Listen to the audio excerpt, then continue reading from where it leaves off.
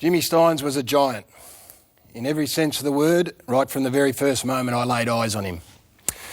It'd be wrong to suggest that we were close from day one. He was a novelty, and for a 16-year-old kid from country Victoria, he fulfilled all of my preconceived notions of what an Irishman should be. Pale, lean, with an accent that was perfect for telling Irish jokes. Beyond that, I didn't give him too much thought.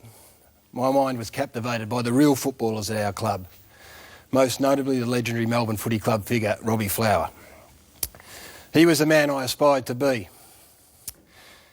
How did it come to pass then, 27 years down the track, with the greatest respect to Robbie, that the Irish curiosity that I first encountered on the car park outside the MCG was to become and will remain the person that I judge and measure myself by? With time and age or some form or degree of maturity comes perspective, and I realised that life is more than just football. And I now see the irony in that I was to become the leader of the football club and help set a standard for others to follow, while all the while it was Jim who was doing the real leading and setting the real standard. I see that with such clarity now. I didn't then, and it led to doubts about Jimmy. Why was he not fanatical and obsessed like I was? Why did it appear that football was just a game to him where it was much more to me? Why could he smile an hour after a losing game, whereas it took me a weekend to get over it? Why did he not embrace the so-called manly elements of our game as enthusiastically as the next bloke, where drinking beer and attracting girls was a badge of honour, worn as proudly as anything achieved on the playing field?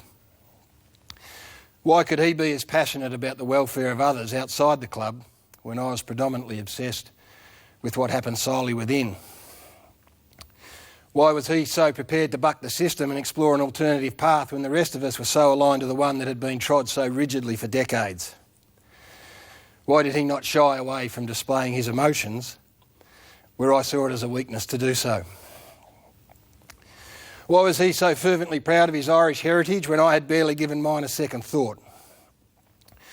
Why was he so sensitive to issues of racial and religious tolerance ahead of his time, while I was ignorantly part of the problem? I thought he had it all wrong.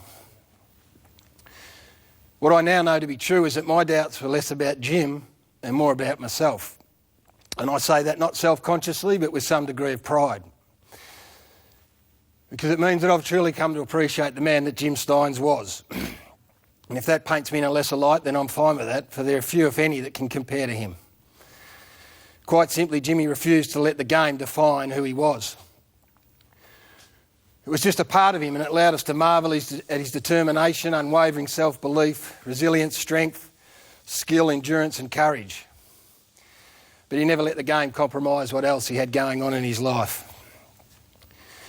He showed me that you can be committed but not obsessive, the need to separate the playing field from the field of life, that you can gain satisfaction out of the contest regardless of the result, that you could enjoy the environment and male bonding that footy provided, but always maintain a sensitivity to what is right and wrong, that you never get so tunnel vision that you don't recognise the needs of others, that you can be both compassionate and ruthless in the pursuit of excellence.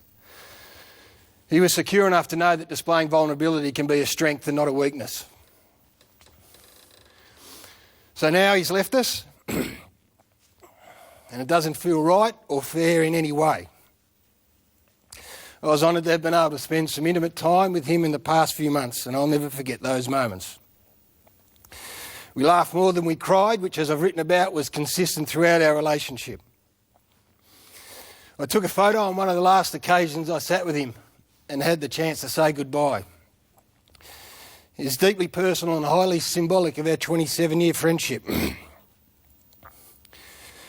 will serve as a constant reminder of him, what he stood for and how profound an impact he had on me, of just how right he got his 45 years.